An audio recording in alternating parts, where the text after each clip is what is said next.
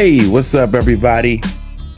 Guys, gals, non-binary pals, anybody out there that is watching, thank you so much. My name is Mega Ran, and I am here with the heavily armed C-Jack. I see you over there. You got the sword. I hope you don't have to do any slicing of any relax zombies. Over here, so like we're gonna be talking about Last of Us, man. The show that we have been pretty much glued to our HBO apps for, waiting for new drops like fiends. We're actually getting a special. We're getting the next episode a little early, but we do two at a time. So we are here to chat about episodes 3 and 4 after our last chat. Thanks for checking us out, where we talked about 1 and 2. CJ, how you been, man? I've been great. I've been excellent. Thank you for asking. Nice. So we talked last time about how the first 2 episodes made us feel. And I'm gonna just say, before we get into these episodes, did you see this coming? Because episode 3 is a doozy. So did you have any idea that this was going to take you where it took you? No. In fact, it was, I don't like flashback episodes. I'll put it like that. Like, going into why we're back to them. I'm a hypocrite because, get off track briefly. I'm a Quentin Tarantino fan, first and foremost. So most of his work does that. The king of the flashbacks. King of the flashbacks, right. And it worked. I did not see that coming, to answer your immediate question, because I knew in the game they said they were partners. You gotta remember, this game is pretty old now, so the times have changed. And well, not that old, but anyway.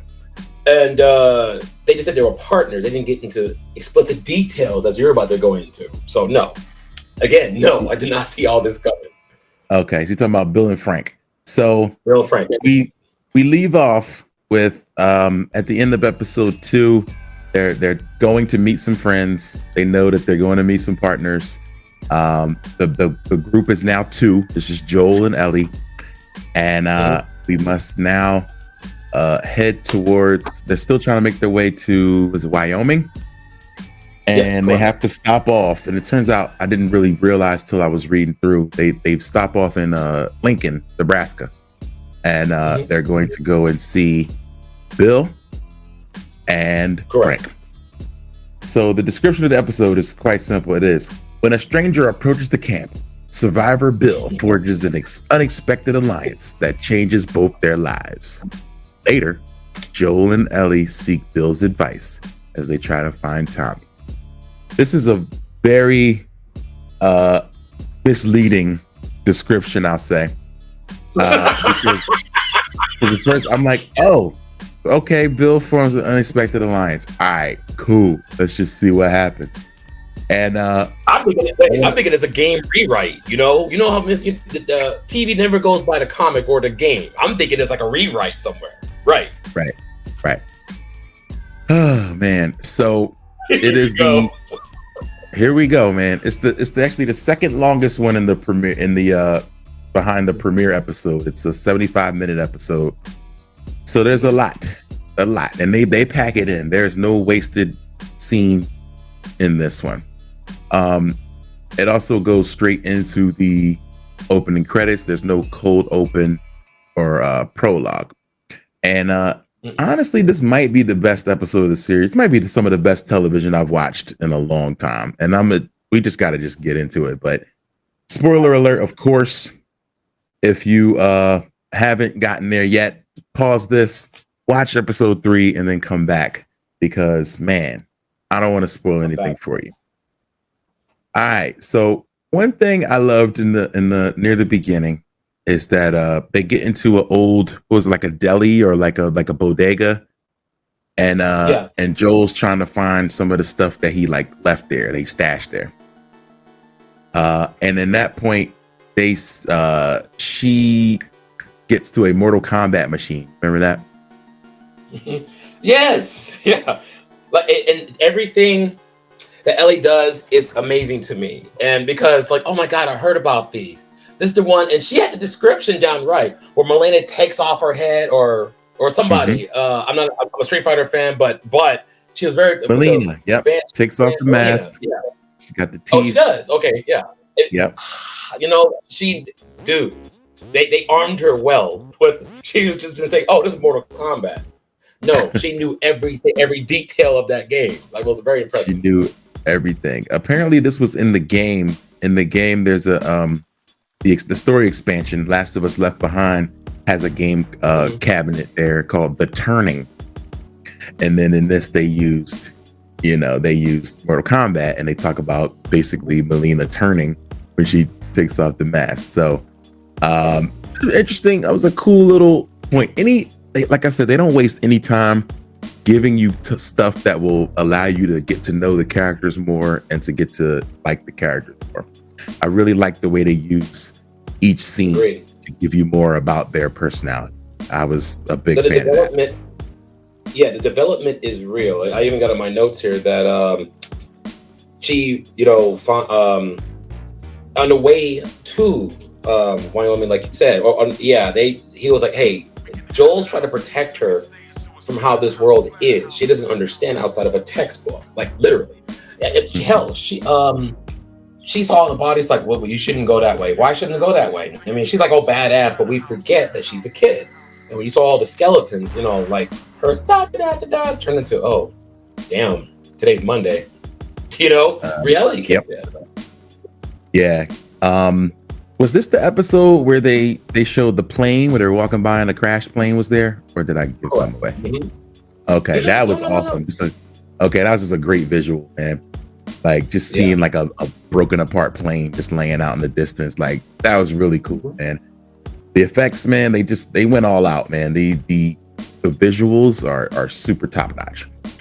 All right, so now, oh yeah, they man.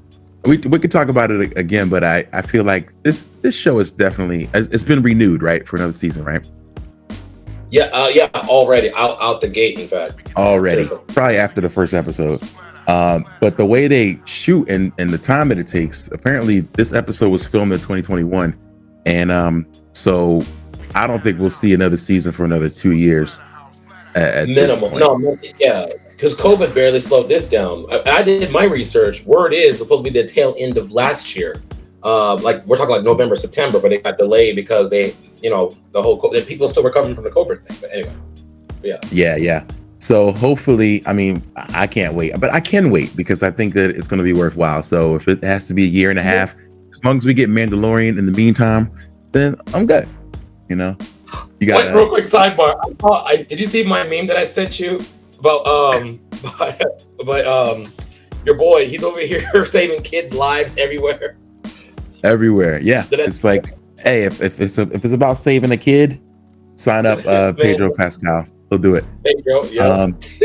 Anyway. Please tell me you've seen, this is the last segue and then we'll get into it, but please tell me you saw the Last of Us Mario Kart thing they did on Saturday Night Live. That was hilarious. Oh my God. It was needed. So good. Oh my God. SNL is hit or miss, but man, when they hit. And that hard. It's a me. So good. If you haven't seen it, please check it out. It's on YouTube. Maybe the best sketch of the last maybe year or so. It was so freaking good. All right, so here we go. Now, when you see the dead bodies, I like that Joel explains where these dead bodies came from. Do you remember that? You want to clue them in on that, CJ? The skulls and the dead, the mass grave. Which was terrible because of the fact. Let me make sure we're on the same one. The one that stuck out to me in this episode was, so why are there so many dead corpses out here in the middle of nowhere? Where they burn them. Why? Because when they bring them in these internment survival camps, the bunkers or whatever, they run out of room. So what they do with the extra people who aren't infected, it's like sorry, my history is bad. I'm not gonna bring that up, but out of fan sensitivity.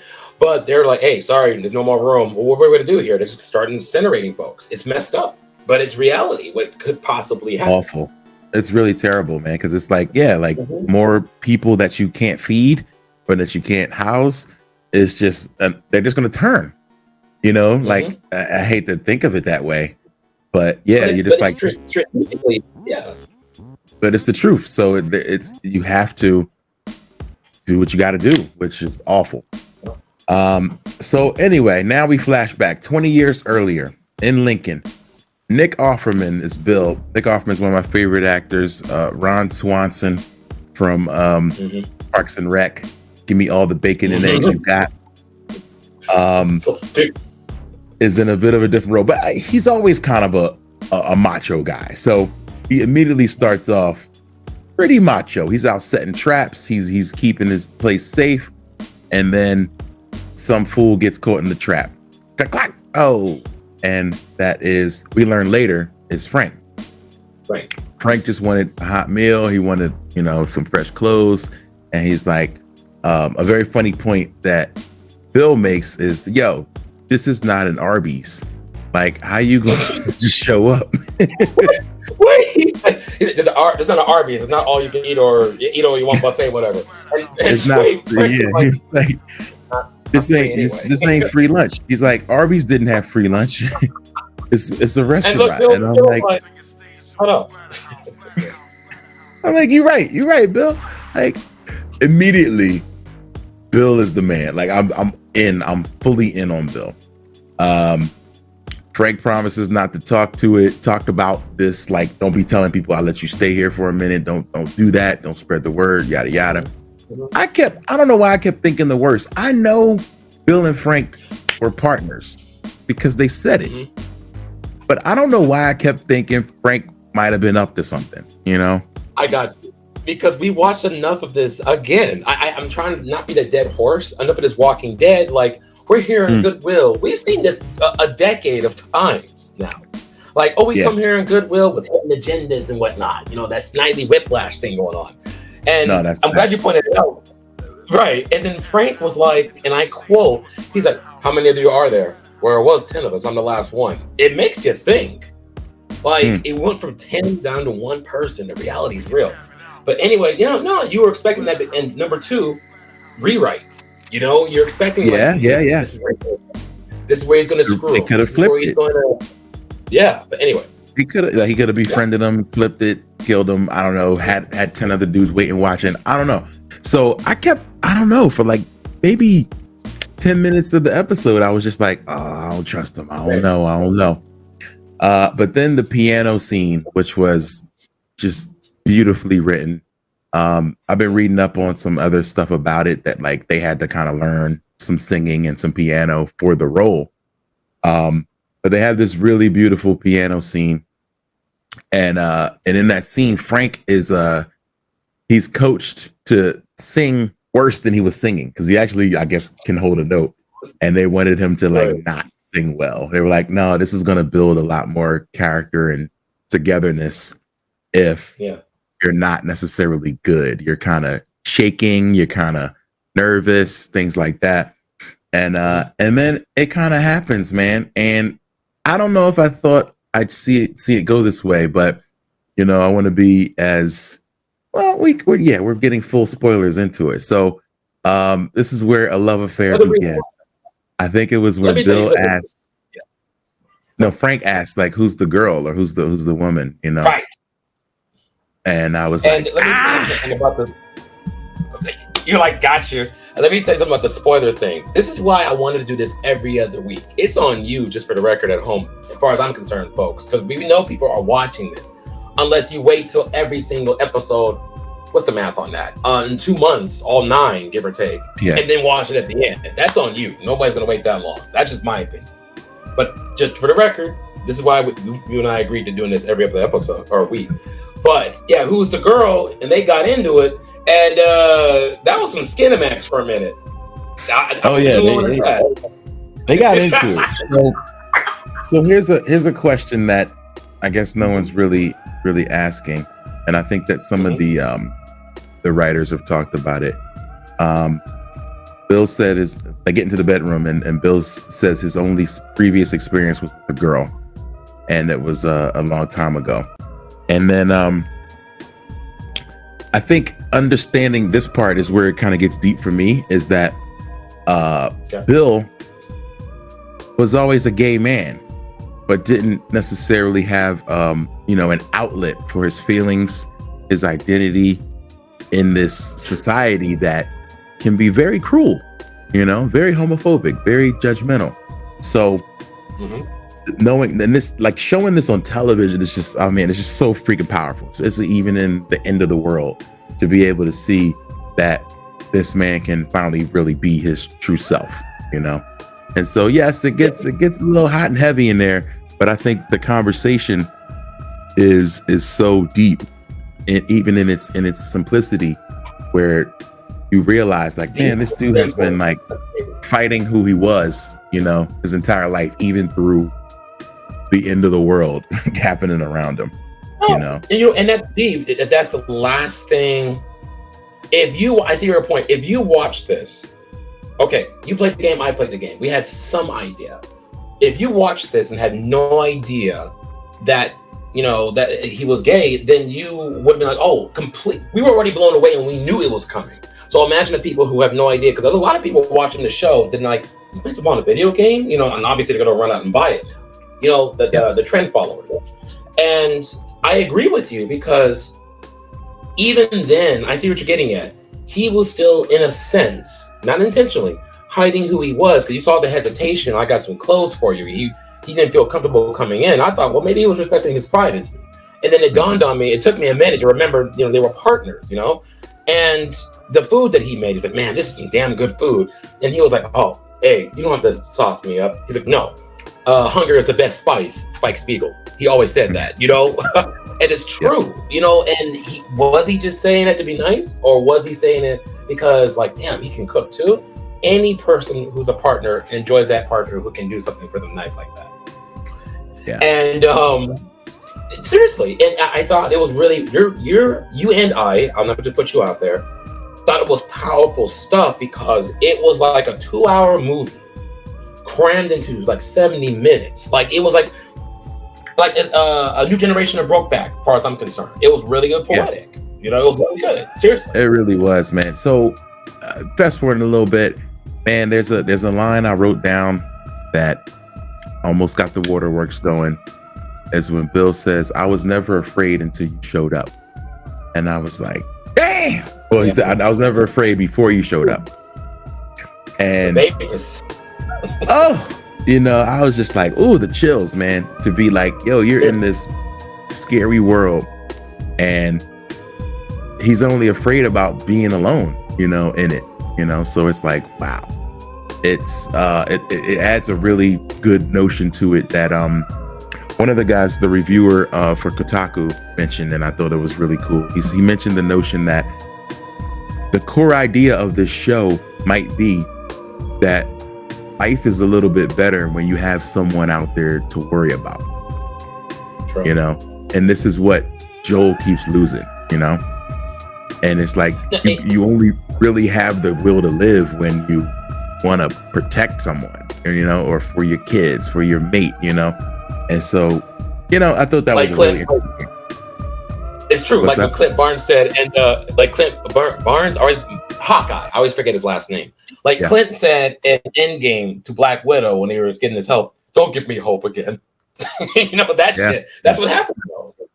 No, that's real. Yeah, once you start hoping and believing, it that you can be open to disappointment. So yeah, man, they start talking. They show. Yeah, the side note. Go ahead. Yeah, no, I'm sorry, man. It's a delay. That's why. On the sidebar, don't get me wrong. He's a man's man. The guy had natural gas, propane tank. He got the Home Depot stuff way before he said, that was fast. When they cut off the power, which means he was pretty damn good. He could have gave MacGyver lessons. That's all I had to say. Like how he was so self-sufficient. Yeah. He was on it. I thought we were getting a weird vibe from Bill in the beginning, where he was going to be like one of these, like, these like conspiracy theorists, dare I say, like Proud Boy, QAnon types, because he had that government, he had that little bunker, you know what I'm saying? He already set all that up in under months, dude. He already had he knew Uncle Sam. No, he was already messed up. He wasn't extreme. My uncle was extreme. I can tell you stories later. But he was already, all right, well, I'm a pregame on this. Let me go ahead and put a couple of gallons of water here. I ain't gonna get a tanker, but I'm gonna be set. You know, he already had the premonition of it. He was ready though. Yeah. Yep. So remember, if Outbreak Day happened, and do you remember the year that this all started in? 2020 years ago. Was it? Yeah, 20 years ago from this year. So it was 2003. So now, if they flashed back, where did they go? To 20 years earlier, and then right up against 3 years later or so after that.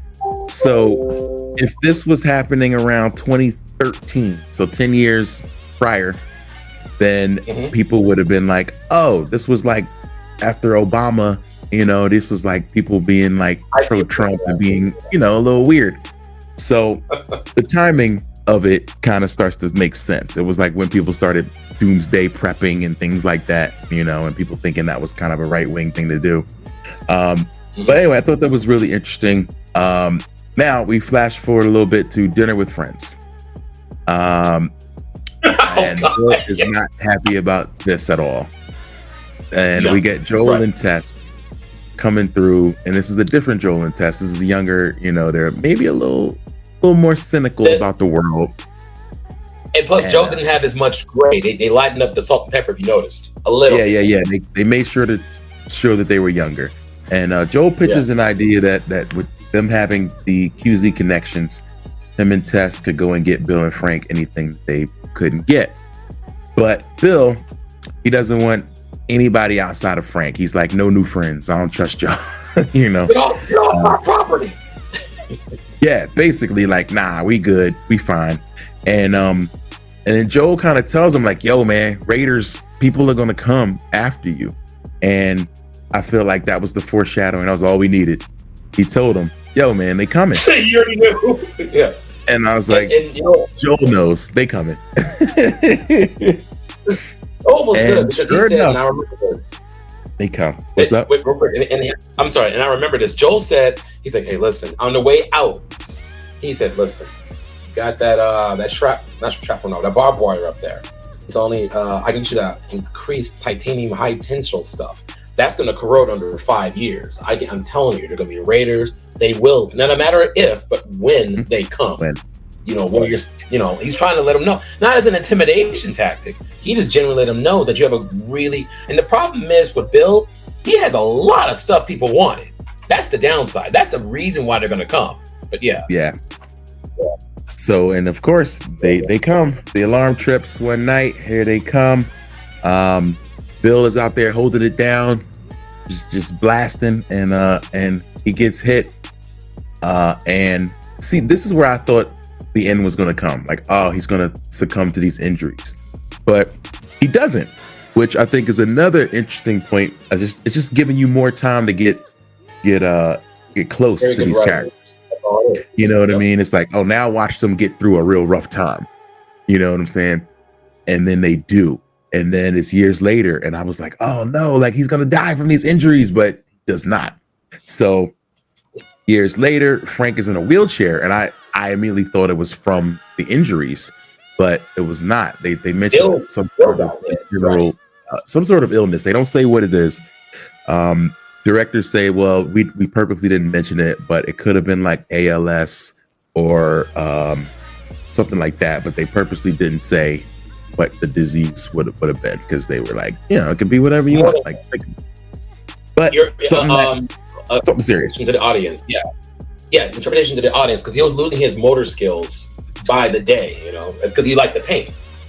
Yes, he's degenerating, so he's deteriorating, he's getting slower and things like that. So they have the moment with the strawberry, which was pretty amazing too. Just another thing about like growing a garden, like life in a world of so much death and darkness. It's just really just poetry. It's just so great to be like, man, things can grow, things can live, things can build. And that was great. Yeah, even Bill, cranky and stern as he is, and I think that's why they made the moment so powerful. Even he broke down, was like, oh my God, you made me a garden. Thank you. You know, it was a big deal. Mm-hmm. Yeah, that was great. So Bill didn't die that day. We get some sort of degenerative muscular disorder. The love remains. They stand through. The house is beautifully decorated. And Frank then comes to him with the decision. And he says to him, yo, today is my last day. Ain't nothing that gonna be done about this. My mind is made up. It's gotta happen. The pain is inevitable. It's has to happen today. And Bill's like, oh man, nah. And he's like, nope, this is what it's gonna be. And this is when it gets really, really like heavy, man. So they lay out the plans for the day. A trip to the boutique. They're gonna pick up some outfits. They're gonna have a wedding ceremony. They're gonna have a last meal. And then, CJ, what happens after that? Just go into the bedroom and just quietly fade to black. You know, again, leave an interpretation on how you're done. And my thing is, my significant other, I love. You know, I love Sarah. And would I be able to be strong enough? Do I know that she's suffering? You know, she wants to go out, whatever. Let's say she does. Don't see that. She's too strong. That's just me, though. But let's say she wants to go out. He wanted him, no, just Bill, keep going. You know, it's inevitable. I'll be okay. Okay, well, if you go and I go, that's a lot of love and passion.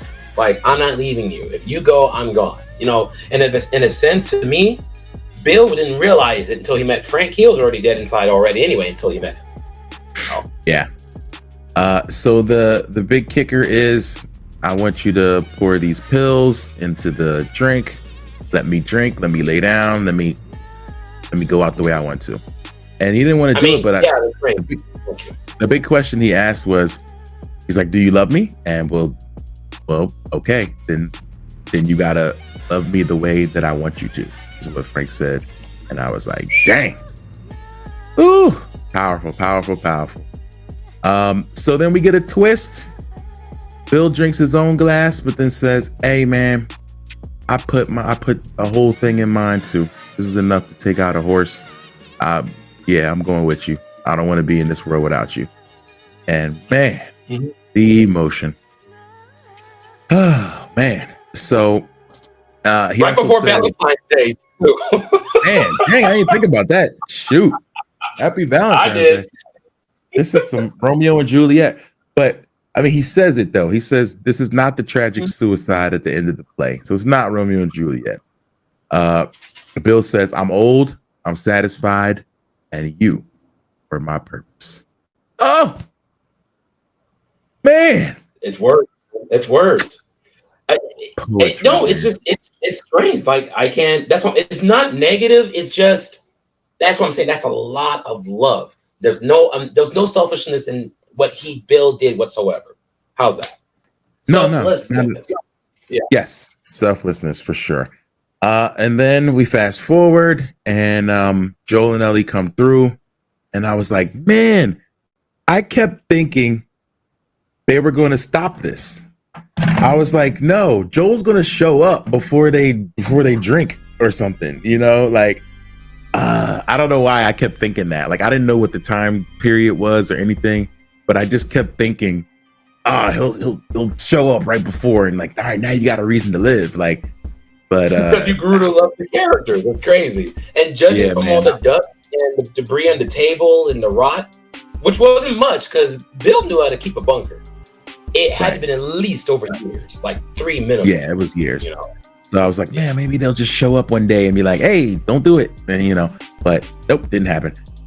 Joel and Ellie come through. The flowers are dead. I was like, oh man. Like, it's real once you see that, because they kept this place up so well.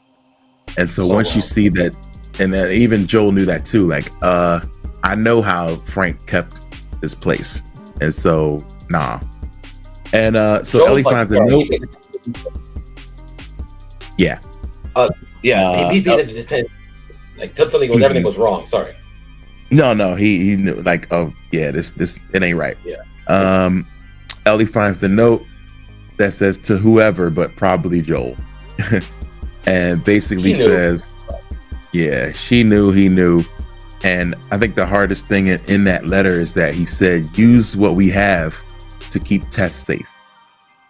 And it's like, Help yourself to the truck. Help yourself to the gear. And even Bill had this weird. What did he say in the letter? He's like, "Hey, Bill. No, he said, hey, Joel. If it's you, help yourself to some stuff. I won't be using it." And he was actually. I thought Ellie was being funny. He's like, "Ha ha ha ha ha ha ha." Yeah, remember he was like, ha ha ha. It was great. I'm like, what? Yeah. Anyway. So next they hop off in the truck, and they ride off, playing Linda Ronstadt and the song "Long Time," which actually is the name of the episode. And we ride off into the next adventure. Oh yeah, the open window, which was in the game, right? Yep. I think it's the title shot of the game or something. That's why it was so significant. I remember that. It stood out to me like a needle in the thumb, dude. Like, and you know, right? And you know something else about, again, Ellie again, on the same thing. So she gets into the truck, the things you take for granted. Since you brought up the truck, the S10, the 4-door. He's like, all right, Joel's like, all right, well, we got all this stuff, buckle up. And this is her face. Look at the camera.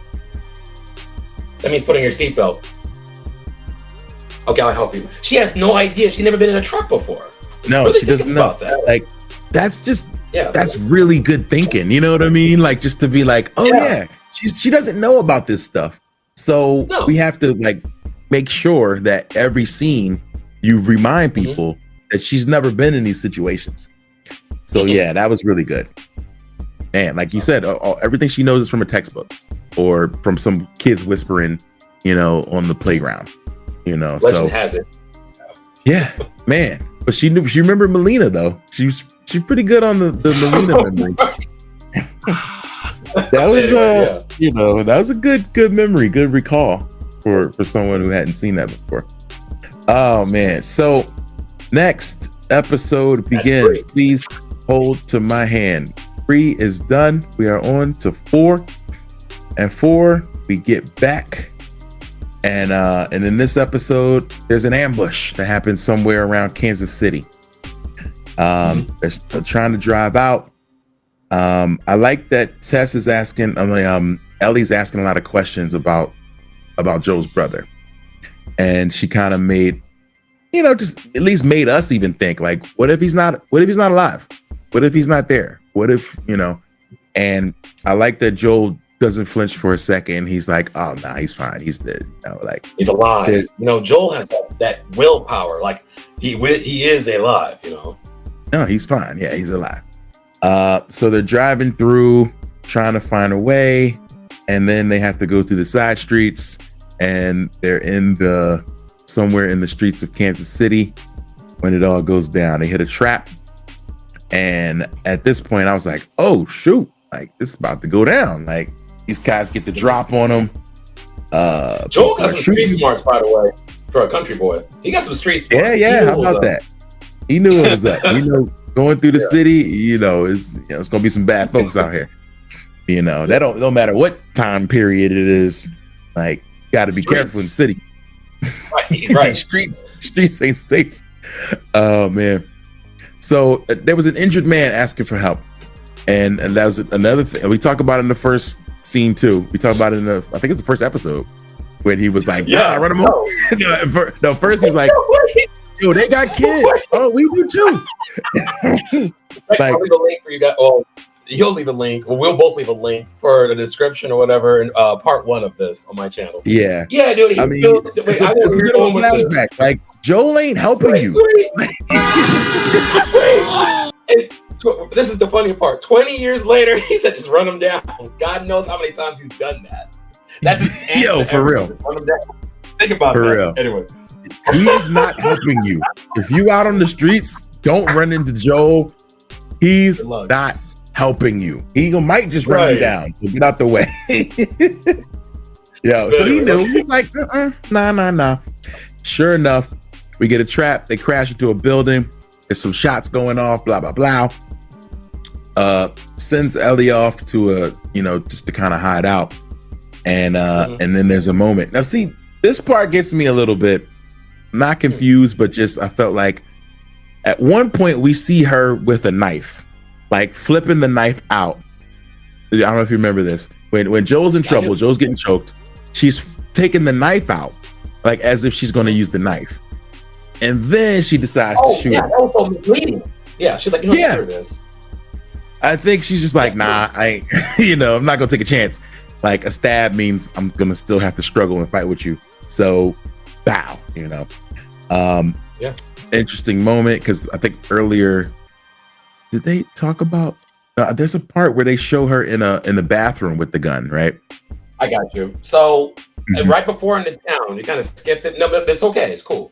Mm-hmm. She gets a leftover from Bill's armory. She picked up a gun. Like, hey, there's a whole wall of these. Can I keep one? No. She's like, no, I'm gonna keep me a gun. You ain't gonna tell me I'm gonna right. So, and she was poking, and it was a cool experience too. Real quick, guys.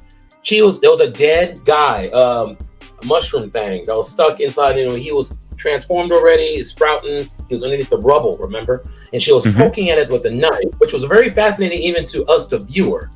That the more they turned, the less themselves they lose. Even the blood was like, it was like powder as soon as he cut him open, like a cantaloupe. There was no bleeding, hardly. If there's any. Yeah. Like dried out. Anyway, but no, she kept the gun though. That was it. That was a good moment to see her learning in real time about being violent if she has to be. And then, she saves his life. So at this point, even if you want to be mad about her having a gun, you got to be kind of happy about it. So now Joel's a G, but he had him with that shotgun on his throat, dude. It was a wrap for him, dude. Yeah, he had him. So Joel takes the gun away, sends Ellie away, stabs the dude to death. He was screaming for mercy, begging. There's a bunch of more bandits that are coming to the city. The leader is starts with a K. The woman. I got it. Kathleen. She finds out what's happened. She's like, hey, these people are responsible for the people that, something with her brother. Like, these guys are responsible for it. So go get them. Like, all the supplies gone, though, man. That's what got me, dude. Yeah, everything gone. Oh, man. At this point, Joel starts to teach her how to hold the gun. He's like, all right, it's probably time for you to learn this. It's gonna happen right now. Kathleen's second in command is a dude named Perry. I had to look him up. Shows Kathleen the room with something growing underground. You remember that? Mm-hmm. So what's up with that? The floor vibrating. Now that's where my memory gets sketchy. I watched it, but I haven't played the game in so long. I looked at the trailer at the end of the episode. Fast forwarding through this, guys. And it looked like one of those super, obviously, zombie mushroom thing. But I forgot the relevance. It's been too long. But, that's all I got.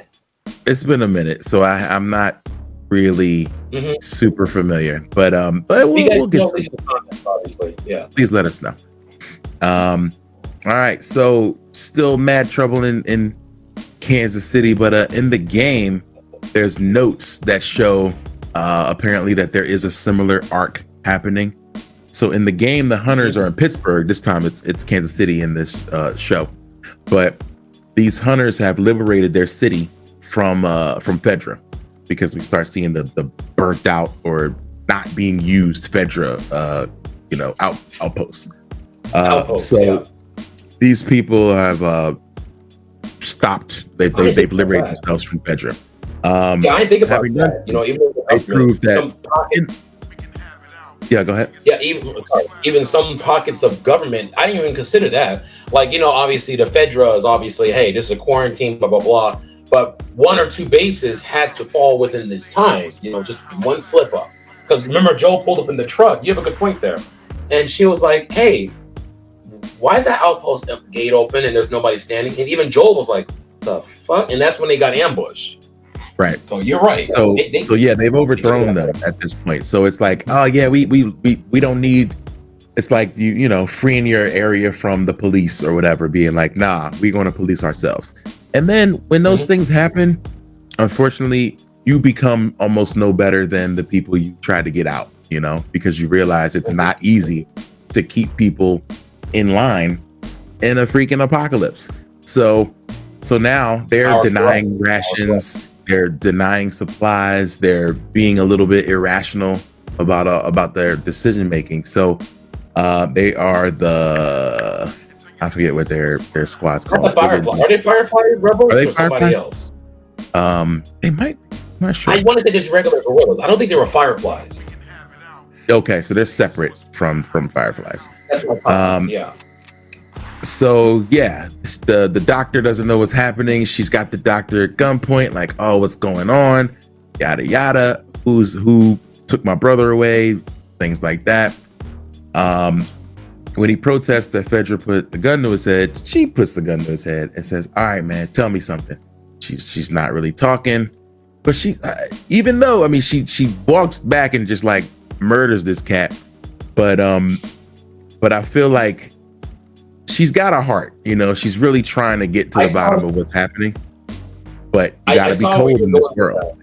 Have to be. Yeah. Go ahead. And the doctor said this, like, oh, please, come on, Kathleen. I had a gun to my head. Really? You know the answer now, which was a good point. Right. And Kathleen is a gorilla.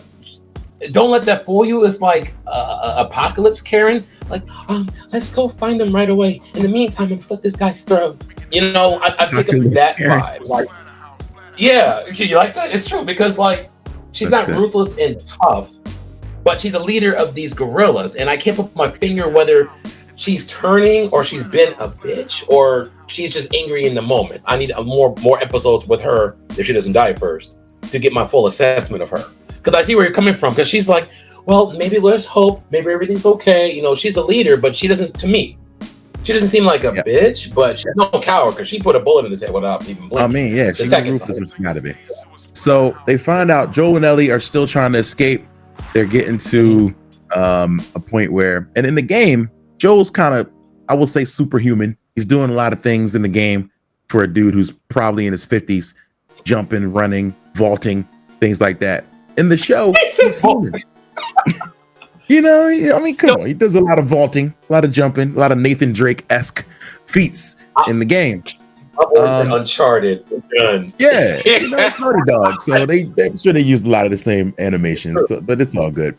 Yeah. So, but in the show, he actually gets tired. So when it's time to climb these 33 flights of stairs, he's like, I don't want to do this. So, but he gets it done, and he is completely winded, collapses a little bit, and I like the fact that because this is a human being and not a video game character, we get to see real human stuff happen.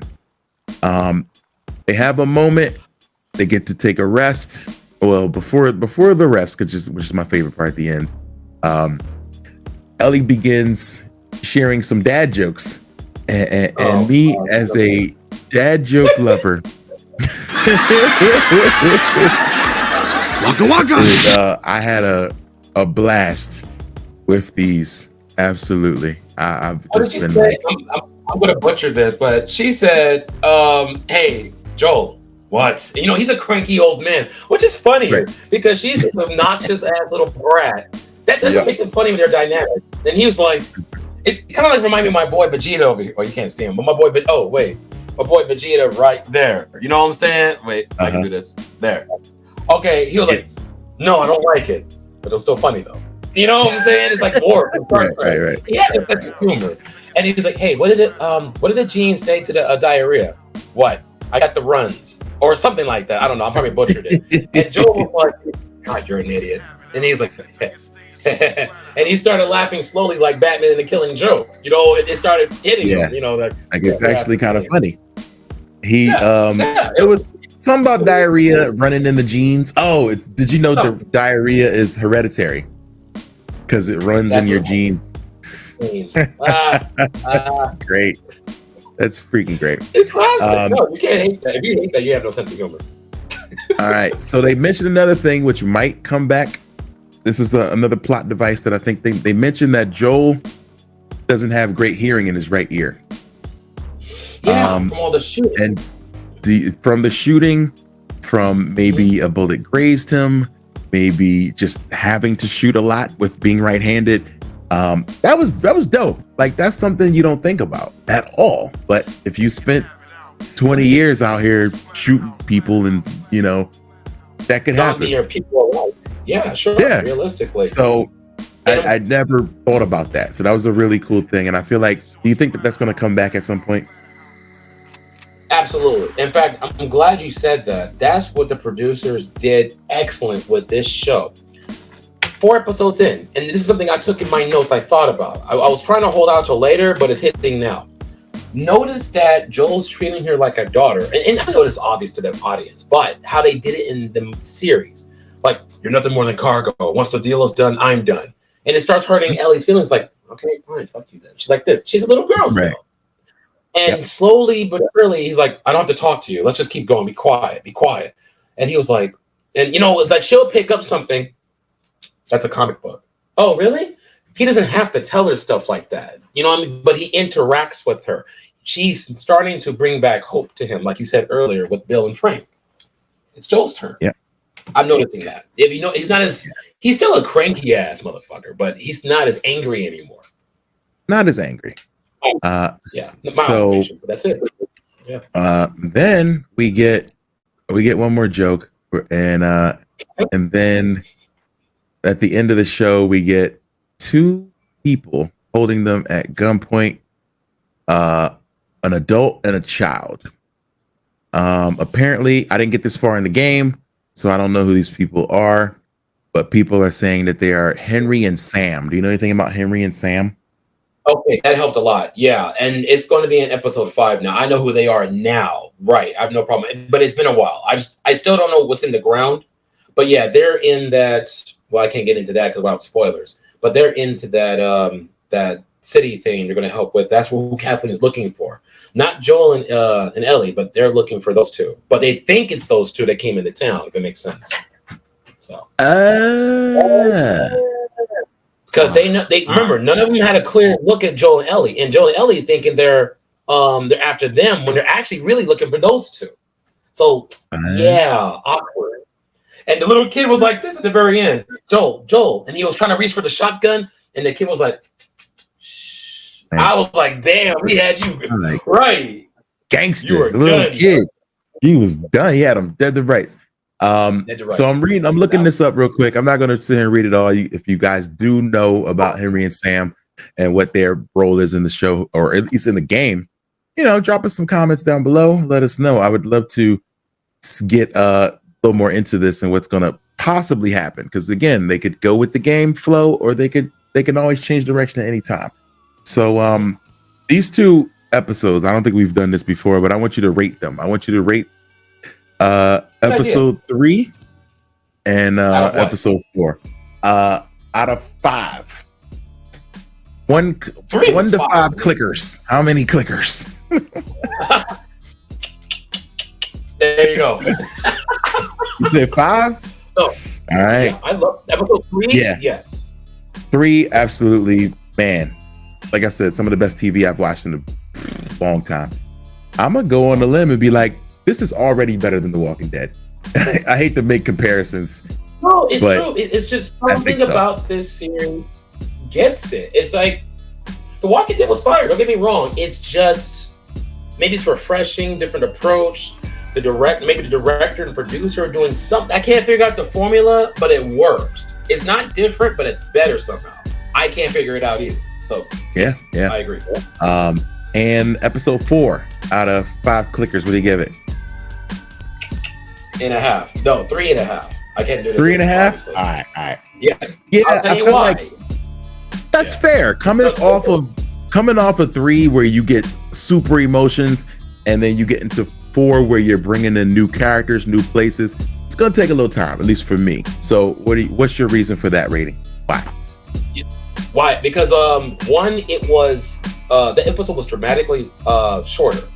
That's just me being petty. It had nothing to do with the series. And damn, I wish I knew what happened after the clicker. But that was not the clicker, after the kid and went like this, and that was it. I'm just being petty. Yeah, it's a lot shorter. This was 45 minutes. This is a whole like 30 minutes less than what we got. Like that's a crazy jump to go from 75 minutes to 45. So they just had a little less. Yeah, because at least Disney Plus, like Mandalorian and stuff, which he also stars in, at least the episode maybe 10 minutes max difference. You can't really tell, but yeah. Yeah, it's a huge. All right. So if you guys have any questions, comments, concerns, maybe even some spoilers or possible hints on what's going to happen, please drop them in the comments below. Thank you again for hanging out with us. We're talking Last of Us. We'll be back in a couple weeks to talk about episodes 5 and 6. And then we got 7 and 8. And then we're done for 20 years. I don't know how long it's going to be. But everybody out there, thank you so much. If you're in Kansas City, I would love to know what you think about their version of Kansas City, because I think they shot in Canada. So, just let me know what you think. All right, y'all. I'm Mega Ran. That's CJ. Tell the people how they can find you, CJ. CJack Productions on YouTube, and check out the playlist. Appreciate it. Check out the playlist of this series and the rest of them in Combos and Crafts. CJack Reviews. Also, I have a winner, but we'll announce that next time for the 2-in-1 Hewlett Packard laptop contest presented by my sponsor, Ryzen Electronics. That's all I got. Hey, that's what's up. All right. So if you are around, check me out at megaran.com/shows. There's some few concerts happening in the next month or so. And I'll always be on Twitter at Megaran and on Instagram at Mega_Ran. All right. We'll see you next time, y'all. Remember, survive. Peace.